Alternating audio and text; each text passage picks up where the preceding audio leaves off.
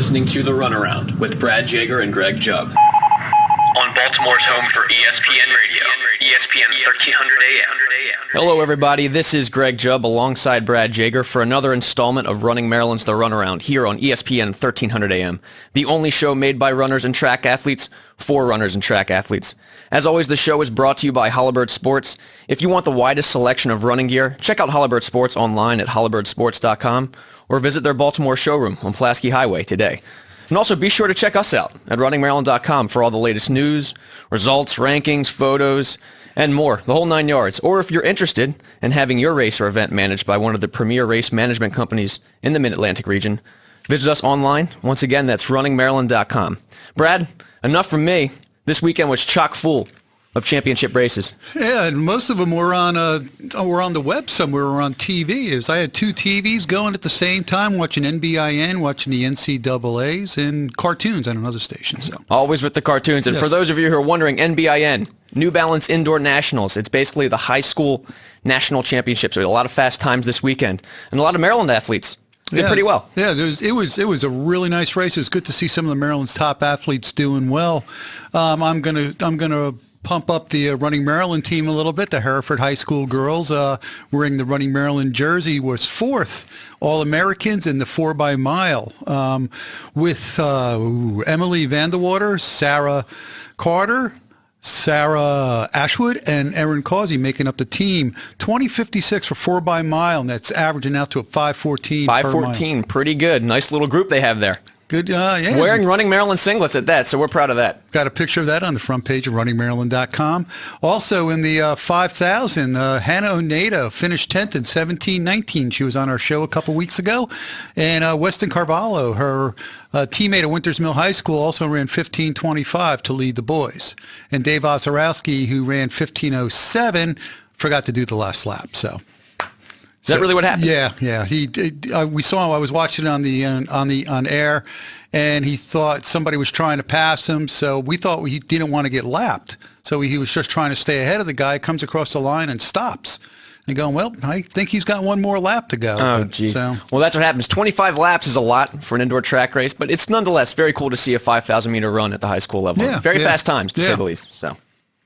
What else was going on? Ellie Gonzalez was 9th in the mile with a PR at 4:53.7 from Catholic High School. And we mentioned Hannah Oneida, and now we're mentioning Ellie Gonzalez. I'm glad to see them running some times that they're actually showing what kind of shape they're in. I mean, normally they don't get any competition. Right. And run the state when they run states, or excuse me, meets in the state. Right. Ellie went out her normal fast first 400 and then was eaten up by everybody else cut right after the half mile. And then she had to fight a little bit to stay with the pack. So it was nice to see her come back strong that last 400.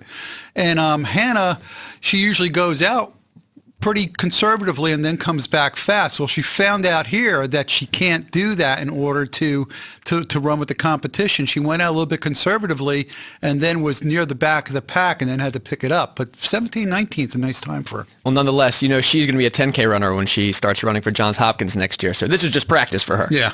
Bigger and better things for her in college for sure as the distances go up. What else was going on there? Ed Cheserek from St. Benedict's in New Jersey showed that he is a little bit human. He's a junior, always going for 4 gold medals.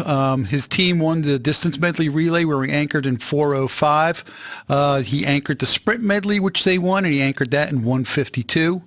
Then he came back for the 2-mile, won that in 8:50. Conservative for him, considering he's run 8:42 already. 8:42, exactly. And then in the mile, he was leading until the last 50 meters when Brad Nye of Utah passed him, but he still ran a 4:09. Nice quadruple for a 2-day bit of work there. I mean, if this was more of a scoring meet, and St. Benedict's would be getting a nice little pickup from Edward Cheserek in this race. But unfortunately, you're only racing for titles at that point, so nonetheless, a very impressive performance. Like you said, it showed he's human. Yeah. Oh, yeah. And he's only a junior. Yeah. So we'll be interested to see what he does next year.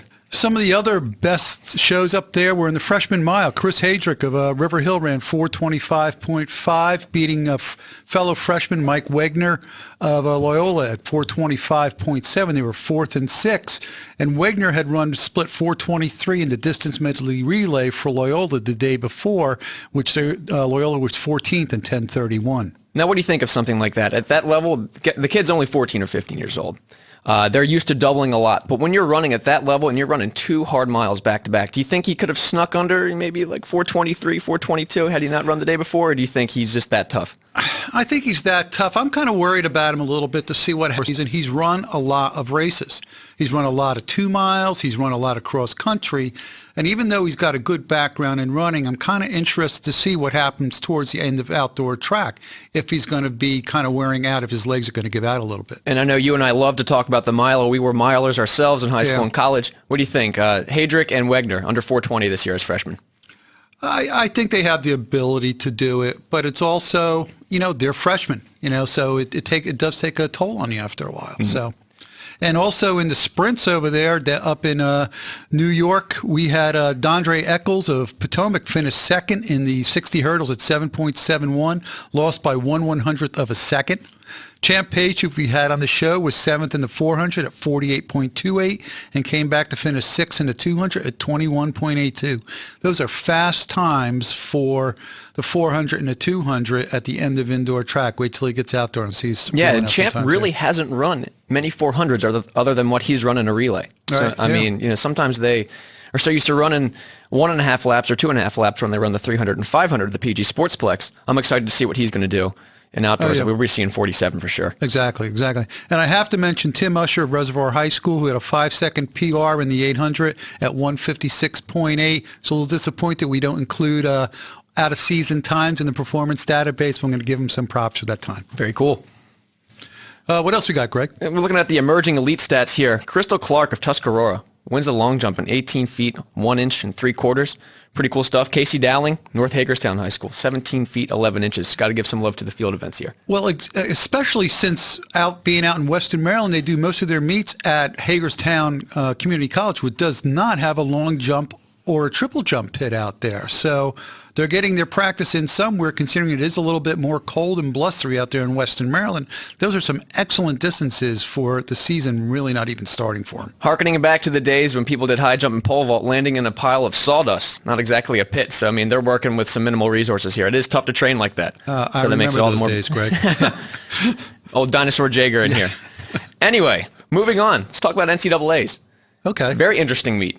Like I said, championship weekend. A lot of races going on. Christina Manning of Ohio State, who we'll be talking to very soon, won the 60-meter hurdle. She's a Maryland high school grad, went to Westlake High School, I believe, correct? Westlake, yeah. We'll actually be talking to her in a few minutes. She won in 7.91 seconds for the 60-meter hurdles. Fastest time in the country this year. And then came back in the 60s, you said, ended up placing 5th. 5th, 7.26, and not a lot of break between the 2 races for her. And I was very curious. I want to see how the Big Ten teams do at the NCAA championships. Ohio State scored 14 points. Yeah. Meaning Christina Manning scored all 14 points. So. Very impressive. Speaking of Maryland high school grads, Olivia Ekene made it all the way to the NCAA prelims in the 200.